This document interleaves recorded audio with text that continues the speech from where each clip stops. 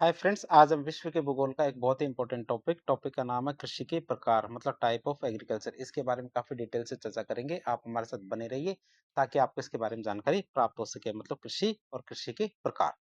तो कृषि के प्रकार आज का टॉपिक है। कृषि के प्रकारों की बात करें तो कृषि को हम दो भागों में विभाजित करते हैं। एक तो हमारी कृषि होती है निर्वाह कृषि, सब्सटेंस कृषि, जिसे सब्सटेंस एग्रीकल्चर कहते हैं। दूसरी होती है हमारी कौन सी, कमर्शियल एग्रीकल्चर। ये तो आपको पता होगा कृषि के अंदर हम किन किन चीजों को शामिल करते हैं।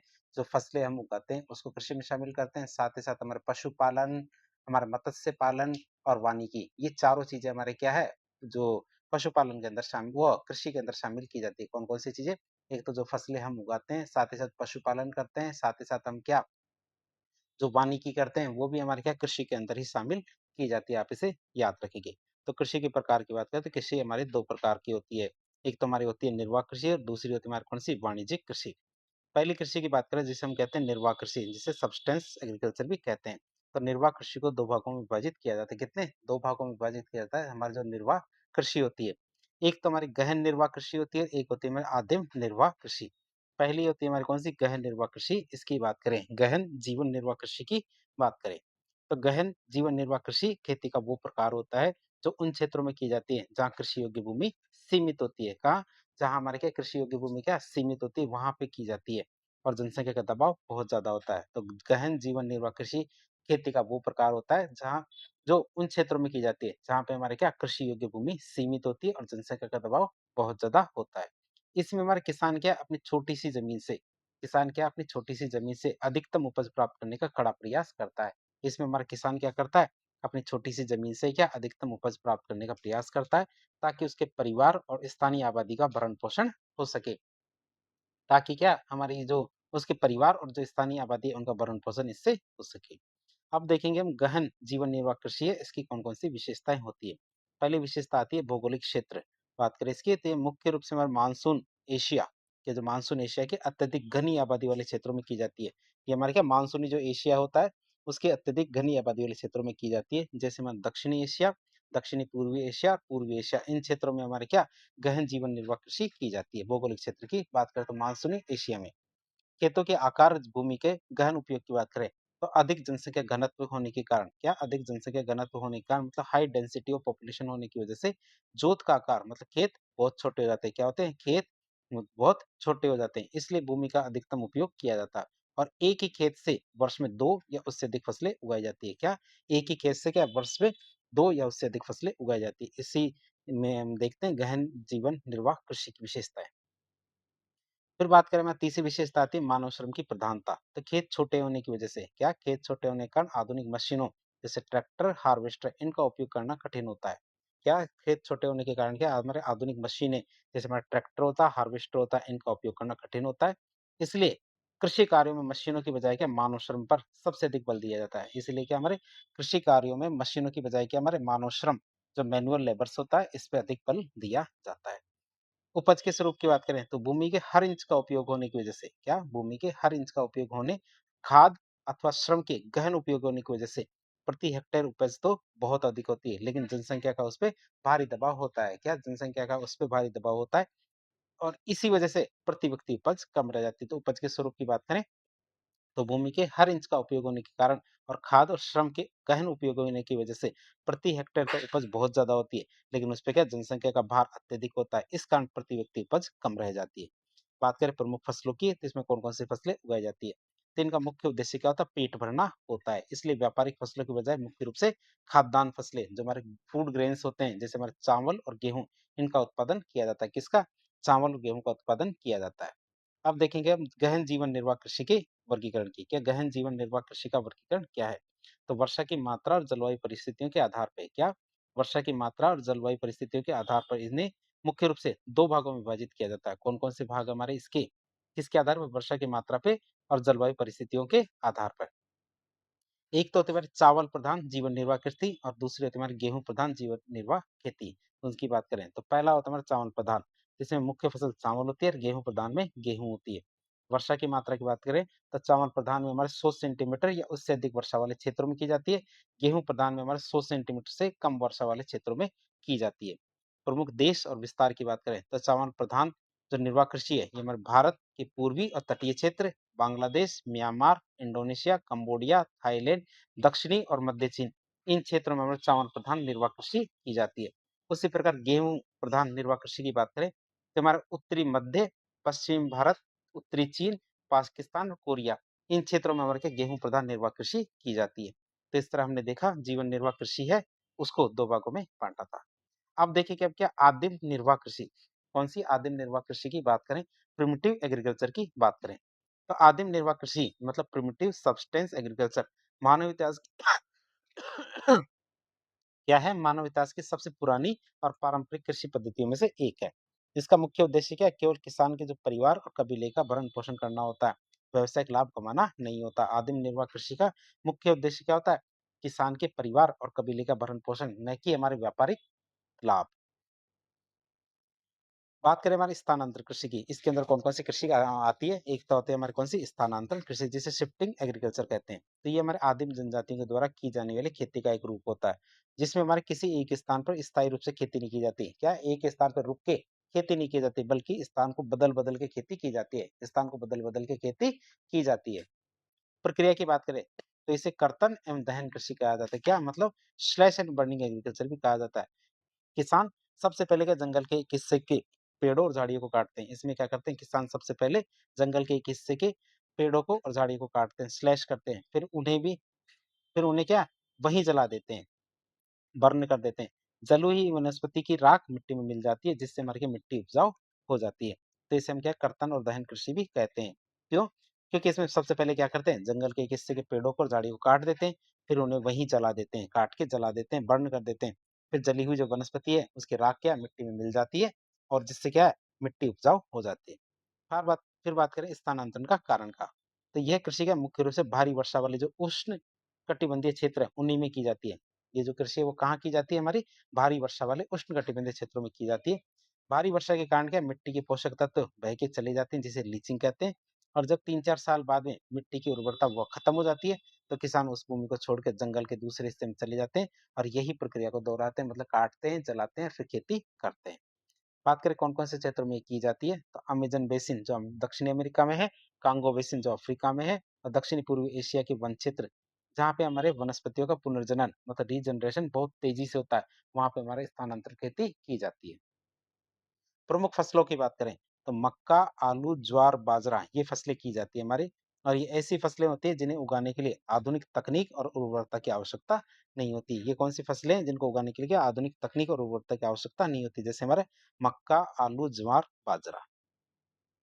अब हम बात करेंगे जो स्थानांतरण कृषि है, उसके वैश्विक और स्थानीय नाम कौन-कौन से हैं? तो विभिन्न देशों में इस कृषि को अलग-अलग नामों से जाना जाता है। अब बात करें एक सारणी हमने बनाई है, सारणी के माध्यम से इसको याद करने की कोशिश करेंगे। जैसे बात करें पहला नाम आता है झूमिंग खेती। क्या झूमिंग या झूम खेती की बात करें तो भारत खासकर हमारे उत्तरी पूर्वी राज्य जैसे हमारा असम, मेघालय यहाँ पे जो स्थानांतरित खेती होती है इसे झूमिंग या झूम कहते हैं। फिर मिल्पा की बात करें तो मैक्सिको, मध्य अमेरिका, रोडेशिया जिसमें जो हमारा वर्तमान जिम्बाब्वे है रोडेशिया, तो यहाँ पे हमारे क्या कहते हैं स्थानांतरित कृषि को मिल्पा। रोका कहाँ कहा जाता है हमारे ब्राजील के अंदर, रोका कहाँ कहा जाता है ब्राजील के अंदर। लदांग, लदांग हमारे इंडोनेशिया और मलेशिया में कहा जाता है। क्या लदांग कहाँ कहा जाता है इंडोनेशिया और मलेशिया में कहा जाता है। चेन्नई की बात करें तो चेन्नई हमारे क्या श्रीलंका में कहा जाता है। तमराई हमारे कहाँ कहा जाता है थाईलैंड में, तमराई कहाँ कहा जाता है थाईलैंड में। तुग्या या टांग्या ये हमारे कहाँ कहा जाता है म्यांमार में। रे की बात करें तो ये हमारे वियतनाम में कहा जाता है। कोनुको, कोनुको हमारे वेनेजुएला में कहा जाता है। कहाँ वेनेजुएला में कहा जाता है कोनुको। मसोल या मासोल की बात करें तो मध्य अफ्रीका मतलब कांगो बेसिन के आसपास का क्षेत्र है मध्य अफ्रीका का, वहाँ मसोल या मासोल कहा जाता है। लोगन की बात करते हैं, लोगन हमारे पश्चिमी अफ्रीका में कहा जाता है। क्या पश्चिमी अफ्रीका में लोगन कहा जाता है। फैंग, ये फैंग की बात करें ये कहाँ कहा जाता है भूमध्य रेखीय अफ्रीका में। क्या भूमध्य रेखीय अफ्रीका में हमारे फैंग कहा जाता है। तवी, तवी की बात करें हमारे मेडागास्कर में तवी कहा जाता है। हुमा, हुमा कहाँ कहा जाता है जावा और सुमित्रा में। क्या जामा, जावा और सुमात्रा जो इंडोनेशिया द्वीप है वहाँ पे हुमा कहा जाता है। केंगिंग की बात करें तो केंगिंग हमारे फिलीपींस में कहा जाता है। कहाँ कहा जाता है फिलीपींस में कहा जाता है केंगिंग। आप इसे याद रखेंगे। बात करें चलवासी पशुचारण कृषि की। अगला प्रकार कौन-सा था? चलवासी पशुचारण कृषि। तो ये कृषि का वो प्रकार होता है जिसमें और किसान खेती करने के बजाय पूरी तरह से अपने पशुओं पर निर्भर रहते हैं। तो ये कृषि का वो प्रकार है जिसमें हमारे किसान क्या खेती करने के बजाय पूरी तरह से अपने पशुओं पर निर्भर रहते हैं।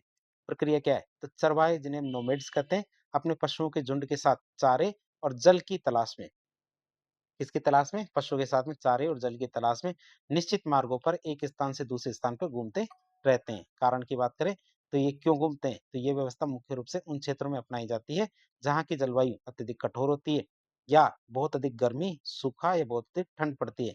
जहाँ स्थायी रूप से फसलें उगाना संभव नहीं होता, वहाँ हमारी चलवासी पशुचारण कृषि की जाती है, पशु को चराने के लिए खेती की जाती है।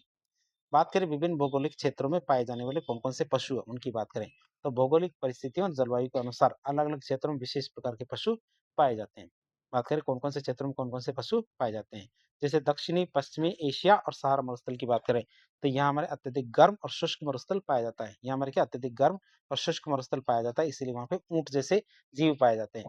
तो ये जो हमारे बिना पानी के कई दिनों तक जीवित रह सकते हैं। अरब प्रायद्वीप, ईरान, इराक और अफ़गानिस्तान वाले क्षेत्रों की बात करें तो यहाँ पे हमारे क्या अर्धशुष्क और पहाड़ी इलाके पाए जाते हैं। क्या पाए जाते हैं? अर्धशुष्क और पहाड़ी इलाके पाए जाते हैं। वहाँ पे हमारे क्या भेड़, बकरी, गाय, घोड़े, गधे, खच्चर ये जीव पाए जाते हैं, जो हमारे दूध, मांस और पहाड़ी इलाकों में परिवहन मतलब वजन ढोने के लिए, बोझा ढोने के लिए काम आते हैं। फिर बात करें अगला क्षेत्र की तो मध्य एशिया, तिब्बत और एंडीज पर्वतमाला। क्या मध्य एशिया, तिब्बत और एंडीज पर्वतमाला की बात करें तो इन क्षेत्रों में अत्यधिक ऊंचाई वाले और ठंडे पहाड़ी क्षेत्र हैं। ये हमारे कौन से क्षेत्र हैं? अत्यधिक ऊंचाई वाले और ठंडे पहाड़ी क्षेत्र हैं, जहाँ पे हमारे याक और लामा क्या याक और लामा जैसे जीव पाए जाते हैं। बात करें इनकी तो इनके शरीर पर घने बाल होते हैं, जो इन्हें क्या है, ठंड से बचाते हैं। कौन से? याक और लामा। फिर टुंड्रा प्रदेश की बात करें तो साल भर बर्फ से ढके हुए रहते हैं टुंड्रा प्रदेश। तो साल भर बर्फ से ढके रहने वाले ध्रुवीय क्षेत्र है टुंड्रा प्रदेश। तो ये हमारे रेंडियर और कैरिबू, क्या रेंडियर और कैरिबू यहाँ पे जीव पाए जाते हैं और ये बर्फीले पर्यावरण के अनुकूल होते हैं। यहाँ वहाँ क्या उगने वाले काई खाकर वो जीवित रहते हैं। वहाँ उगने वाली जो काई होती है उसको खाकर वो जीवित रहते हैं। फिर बात करें मैं वाणिज्यिक कृषि की, कमर्शियल एग्रीकल्चर की बात करें, वाणिज्यिक कृषि की बात करें, तो वाणिज्यिक कृषि का मुख्य उद्देश्य क्या होता है? फसलों और पशुओं का। वाणिज्यिक कृषि का मुख्य उद्देश्य फसलों और पशुओं का बड़े पैमाने पर उत्पादन करके उन्हें बाजार में बेचना और आर्थिक लाभ कमाना होता है। क्या? उन्हें बाजार में बेचना और आर्थिक लाभ कमाना होता है और इसे मुख्य रूप से हम 8 भागों में बाँटते हैं। किसके? कमर्शियल एग्रीकल्चर को। पहला भाग आता है कौन-सा हमारे? वाणिज्यिक पशुधन पालन और पशुचारण की बात करें। वाणिज्यिक पशुधन पालन या फिर पशुचारण की बात करें, तो ये कृषि की मुख्य रूप से हमारे शीतोष्ण कटिबंधीय घास के मैदानों में की जाती है। कहाँ? शीतोष्ण कटिबंधीय घास के मैदानों में ये खेती की जाती है। यहाँ विशेष विभिन्न देशों में यहाँ क्या हमारे विभिन्न देशों में अलग-अलग पशु उत्पादों पे जोर दिया जाता है। जैसे हमारे डेनमार्क, न्यूजीलैंड में यहाँ मुख्य रूप से दूध का उत्पादन किया जाता है। ऑस्ट्रेलिया की बात करते हैं, यहाँ ऊन और दूध इन दोनों का उत्पादन किया जाता है। यहाँ विशेष तथ्य ये है कि यहाँ भेड़ पालन केंद्र, जो शिप रेयरिंग सेंटर पर काम करने वाले मजदूरों को जेकारू कहा जाता है। कई बार पूछ लिया जाता है जेकारू किसे कहते हैं? तो जेकारू आपको बताना पड़ेगा कि जो भेड़ पालन केंद्र है, वहाँ पर काम करने वाले मज़दूरों को क्या कहा जाता है? जेकारू कहा जाता है। अमेरिका, यूएसए की बात करें, तो यहाँ हमारे दूध और माँस का उत्पादन किया जाता है। क्या दूध और माँस का उत्पादन किया जाता है अमेरिका के अंदर? फिर बात करें दूसरा प्रकार आता है हमारा विस्तृत वाणिज्यिक अनाज कृषि। के विस्तृत वाणिज्यिक अनाज कृषि की बात करें तो भौगोलिक क्षेत्र की बात करें तो विकसित देशों जो डेवलप्ड कंट्रीज है उनके शीतोष्ण कटिबंधीय घास के मैदानों में की जाती है। ये खेती कहाँ की जाती है? विकसित देशों के शीतोष्ण कटिबंधीय घास के मैदानों में की जाती है। उपज की विशेषता की बात करें तो इस कृषि में खेतों का आकार बहुत बड़ा होता है। इस कृषि में क्या होता है? खेतों का आकार बहुत बड़ा होता है। इस कारण क्या प्रति हेक्टेयर उपज तो कम होती है, लेकिन मशीनों के अत्यधिक उपयोग के कारण क्या है? प्रति व्यक्ति उपज अधिक होती है। आप इसे याद रखेंगे। तो इसमें हमारे क्या प्रति हेक्टेयर उपज तो कम होती है, लेकिन मशीनों का ज़्यादा उपयोग किया जाता है, इसी वजह से क्या प्रति व्यक्ति उपज ज़्यादा होती है। बात करें इसकी तो इसमें कौन-कौन सी फसलें होती है? इसमें मुख्य रूप से हमारे गेहूँ की खेती की जाती है।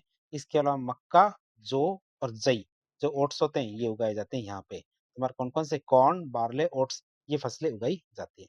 फिर बात करें हमारे मिश्रित कृषि की, किसकी? मिश्रित कृषि की बात करें मिक्स्ड फार्मिंग की।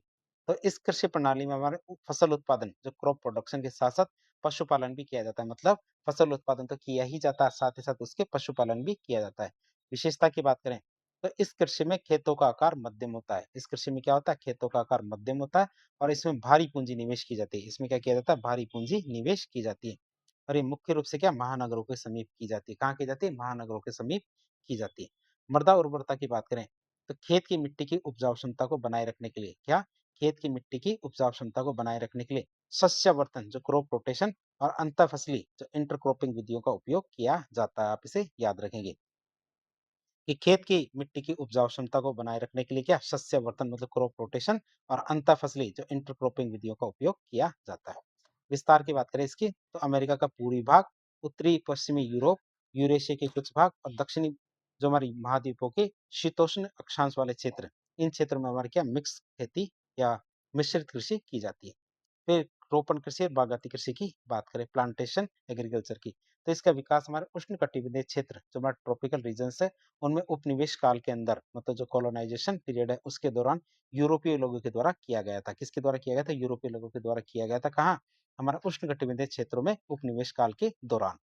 विशेषता की बात करें तो इसमें हमारे भारी पूंजी निवेश और बड़ी संख्या में श्रमिकों मतलब मजदूरों की आवश्यकता होती है। तो इसमें हमारे क्या भारी पूंजी निवेश और बड़ी संख्या में मजदूरों मतलब श्रमिकों की आवश्यकता होती है। और ये मुख्य रूप से एक फसली कृषि, ये हमारे मुख्य रूप से एक फसली कृषि मतलब सिंगल क्रॉप फार्मिंग होती है। तो विभिन्न औपनिवेशिक शक्तियों के द्वारा विकसित रोपण कृषि की बात करें तो विभिन्न औपनिवेशिक शक्तियों के द्वारा कौन कौन सी विकसित रोपण कृषि की गई थी उनकी बात करें तो ब्रिटिशों के द्वारा बात करें तो भारत और श्रीलंका में चाय की खेती की गई थी, मलेशिया में रबड़ की, वेस्ट इंडीज में गन्ना और केले की खेती की गई थी। फ्रांसीसी की बात करें तो फ्रांसीसी या फ्रेंच ये पश्चिमी अफ्रीका में कॉफी और कोकोआ इनकी खेती की गई थी। अमेरिकन्स की बात करें तो फिलीपींस के अंदर हमारे नारियल और गन्ने की खेती की गई थी। यूरोपियंस की बात करें तो इन्होंने ब्राजील में कहवा या कॉफी की खेती की थी। तो हमने देखा औपनिवेशिक काल के दौरान किन किन की खेती की गई थी। बात करें हमारे भूमध्य सागर कृषि की, इसकी भूमध्य सागर कृषि की बात करें, मेडिटेरेनियन एग्रीकल्चर की बात करें तो मुख्य फसलें कौन कौन सी होगी? तो ये क्षेत्र क्या है? हमारा मुख्य रूप से खट्टे फल जो सिट्रस फ्रूट फ्रूट है उनके उत्पादन के लिए जाना जाता है, जिसे हमारा अंगूर, नारंगी, संतरा, नींबू, जैतून, ऑलिव्स होते हैं, इनकी खेती के लिए जाना जाता है जो खट्टे फल होते हैं। विस्तार की बात करें तो भूमध्य सागर के दोनों ओर के क्षेत्र जिसमें हमारे उत्तरी अफ्रीका जिसमें ट्यूनीशिया से लेके अटलांटिक तक, मध्यवर्ती चिली, दक्षिणी अफ्रीका का दक्षिणी पश्चिमी भाग और ऑस्ट्रेलिया का दक्षिणी पश्चिमी भाग, ये सब सारे क्षेत्र आते हैं हमारे किसमें? भूमध्य सागर कृषि के अंदर। फिर बात करेंगे हमारे किसकी? ट्रक फार्मिंग की बात करें। ट्रक फार्मिंग की बात करें तो इसमें प्रक्रिया क्या है? इसमें साग-सब्जियाँ, वेजिटेबल्स को प्रतिदिन ट्रकों में भर के पास के नगरों या शहरों में आपूर्ति की जाती है। तो इसमें क्या किया जाता है? इसमें साग-सब्जियों मतलब वेजिटेबल्स को प्रतिदिन ट्रकों में भर के पास के नगरों या शहरों में आपूर्ति की जाती है। नाम के आधार की बात करें तो इसका नाम इस बात पर निर्भर करता है कि एक ट्रक रात भर में कितनी दूरी तय करके सब्जियों को बाजार तक पहुँचा सकता है। ट्रक फार्मिंग की बात कर रहे हैं तो ट्रक फार्मिंग इसका नाम की बात करें इसका नाम इस बात पर निर्भर करता है कि एक ट्रक रात भर में कितनी दूरी तय करके सब्जियों को बाजार तक पहुंचा सकता है। शुरुआत की बात करें तो विश्व में सबसे पहले ट्रक फार्मिंग की शुरुआत हमारे अमेरिका में ही हुई थी। फिर बात करें मार्केट गार्डनिंग, इसकी मार्केट गार्डनिंग मतलब फलोद्यान कृषि की बात करें जिसे हॉर्टिकल्चर भी कहते हैं। तो इस प्रकार की कृषि में व्यापारिक स्तर पे इस प्रकार की कृषि में क्या होता है? व्यापारिक स्तर पर फल मतलब फ्रूट्स और फ्लावर मतलब फूलों की खेती की जाती है। जलवायु के आधार पर इसे इस प्रकार देखते हैं, कैसे देखें? तो हमारे जो उष्णकटिबंधीय क्षेत्र है, तो इनमें हमारे केला, आम और नारियल इनकी खेती की जाती है। शीतोष्ण कटिबंधीय क्षेत्रों की बात करते हैं, यहाँ पर सेब और नाशपाती की खेती की जाती है। भूमध्य सागरीय क्षेत्र की बात करें तो यहाँ पर हमें खट्टे फल जो सिट्रस फ्रूट है, इनकी खेती की जाती है। भारत की बात करें तो भारत में गुलाब और गेंदे की खेती की जाती है। नीदरलैंड की बात करें तो यहाँ देश विश्व में फूलों की, खासकर हमारे ट्यूलिप्स की बात कर रहे हैं, तो उनके उत्पादों के लिए विश्व विख्यात है कौन-सा? नीदरलैंड। तो इस तरह हमने देख लिया जो हमारे कौन-सी खेती है? फलोद्यान खेती। तो इसमें हमारे कौन से? उष्णकटिबंधीय क्षेत्र, शीतोष्ण कटिबंधीय क्षेत्र, भूमध्य सागरीय, भारत, नीदरलैंड इनके क्षेत्रों के बारे में देख लिया। अब देखेंगे हम कारखाना खेती, कारखाना कृषि की बात करें जिसे डेयरी कृषि भी कहते हैं। तो फैक्ट्री फार्मिंग या डेयरी फार्मिंग की बात करें, तो इस यहाँ पे क्या होता है? तो इसमें हमारे कारखानों की तर्ज पे औद्योगिक तरीके से या कारखानों की तर्ज पे औद्योगिक तरीके से पशुपालन मतलब एनिमल हस्बेंड्री की जाती है। जैसे हमारा गाय, बैल और कुक्कुट पालन किया जाता है। विशेषता की बात करें तो पशुओं के लिए कारखानों में तैयार भोजन, तो रेडीमेड फूड और उनके स्वास्थ्य के लिए उत्तम पशु चिकित्सा की व्यवस्था की जाती है। तो इसमें हमारे क्या होता है? पशुओं के लिए कारखानों में तैयार भोजन भोजन तैयार कराया जाता है, मतलब रेडीमेड फूड तैयार किया जाता है।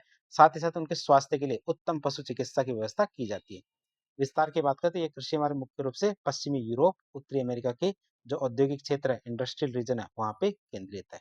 कौन सी? कारखाने खेती या डेयरी कृषि। फिर संगठन के आधार पर कृषि के प्रकार की बात करें, तो कृषि कार्यों को संचालित करने वाले जो संगठन, प्रबंधन और स्वामित्व के आधार पे क्या? कृषि कार्य को संचालित करने वाले संगठन, प्रबंधन और स्वामित्व के आधार पर कृषि को मुख्य रूप से 2 भागों में बाँटा जाता है। बात करें ये वर्गीकरण या 2 भाग। ये वर्गीकरण ये बताता है कि कृषि खेती व्यक्तिगत रूप से की जा रही है या फिर संस्था या समाज के सामूहिक प्रयास से। इसमें बस 2 प्रकार की खेती होती है। एक तो हमारी सहकारी खेती होती है, जिसे हम कोऑपरेटिव फार्मिंग कहते हैं। एक होती है हमारी सामूहिक खेती जिसे कलेक्टिव फार्मिंग कहते हैं। तो पहली बात करेंगे हम कौन-सी? सहकारी खेती की। कौन-सी? कोऑपरेटिव फार्मिंग की बात करें। तो ये वो कृषि प्रणाली होती है जिसमें कई किसान स्वेच्छा से मिलते हैं और एक सहकारी संस्था मतलब कोऑपरेटिव सोसाइटी बनाते हैं और अधिक लाभ कमाने के उद्देश्य से मिल-जुल के खेती करते हैं। क्या करते हैं? अधिक लाभ कमाने के उद्देश्य से क्या? मिल-जुल के खेती करते हैं। बात करें ओनरशिप की मतलब ज़मीन के स्वामित्व की बात करें, तो इस प्रणाली की सबसे बड़ी विशेषता ये है कि इसमें हमारे किसानों के जो व्यक्तिगत फार्म क्या है, अक्षुण्ण रहते हैं, जो इंडिविजुअल फार्म क्या है, रिमेन्स इंटैक्ट विथ मतलब वैसे के वैसे रहते हैं। इसका मतलब ये है कि किसानों की अपनी ज़मीन पर उनका मालिकाना हक बना रहता है। वे केवल संसाधनों को ही साझा करने के लिए संस्था बनाते हैं। क्यों संस्था से जुड़ते क्यों? क्योंकि संसाधन है उनको साझा करने के लिए। सहकारी संस्था के मुख्य कार्य की बात करें, तो सहकारी संस्था कौन-कौन से कार्य करती है जो बनती है? तो संस्था किसानों को एक मजबूत समूह के रूप में कौन-कौन सी सहायता प्रदान करती है? इसकी बात करें तो कृषि कार्यों के लिए आवश्यक सामग्री जैसे हमारा बीज, खाद, उपकरण इन सब की क्या थोक में सस्ती खरीद की जाती है। क्यों? क्योंकि सभी मिलके करते हैं, थोक में खरीदी की जाती है, इसीलिए सस्ता पड़ता है। किसानों के कृषि उत्पाद जो फसलें हैं, उनको बाजार में एकत्रित करके उचित मूल्य पर बेचना, खेती के लिए सस्ती दरों पर प्रसंस्करण साधन जैसे हमारी मशीनें, ट्रैक्टर इनको जुटाने की व्यवस्था की जाती है, तो ये कोऑपरेटिव स्तर पे की जाती है। इतिहास और सफलता की बात करें, तो विश्व में सहकारी आंदोलन की शुरुआत 1 शताब्दी पहले मतलब 100 वर्ष पहले हुई थी और ये आंदोलन दुनिया भर में कहाँ? डेनमार्क में सबसे ज़्यादा सफल रहा था। कोऑपरेटिव आंदोलन क्या हमारे सबसे ज़्यादा सफल कहाँ रहा? हमारे डेनमार्क में। अब बात करेंगे मैं सामूहिक खेती की, जो कलेक्टिव फार्मिंग उसकी बात करें, तो ये कृषि की वो प्रणाली होती है जहाँ व्यक्तिगत संपत्ति की अवधारणा समाप्त हो जाती है और सभी संसाधन का हमारे समाज और राज्य के दिन आ जाते हैं। यहाँ पे क्या होता है हमारा ओनरशिप और लेबर की बात करें, स्वामित्व और श्रम की बात करें, तो इस कृषि में उत्पादन के सभी साधन जैसे जमीन, पशु, मशीन इन पर किसी एक व्यक्ति का नहीं बल्कि पूरे के पूरे समाज का मतलब होल सोसाइटी का स्वामित्व होता है। इसमें सभी लोग मिलके क्या सामूहिक श्रम जो कलेक्टिव लेबर करते हैं और उत्पादन को आपस में या फिर सरकार के साथ साझा करते हैं। इसमें सभी लोग क्या करते हैं? मिलके सामूहिक श्रम और हमारे उत्पादन को आपस में या सरकार के साथ साझा करते हैं। शुरुआत या ओरिजिन की बात करें तो विश्व में इस प्रकार के सामूहिक खेती की शुरुआत सबसे पहले समाजवादी विचारधारा के तहत कहाँ की गई थी? सोवियत संघ मतलब सोवियत यूनियन में की गई थी।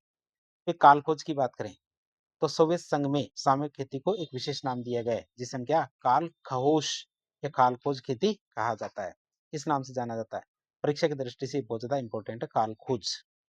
बात करें तुलना की तो तुलना में हमने देख दोनों चीज खेती के बारे में देखा कौन कौन सी सहकारी खेती सामूहिक खेती।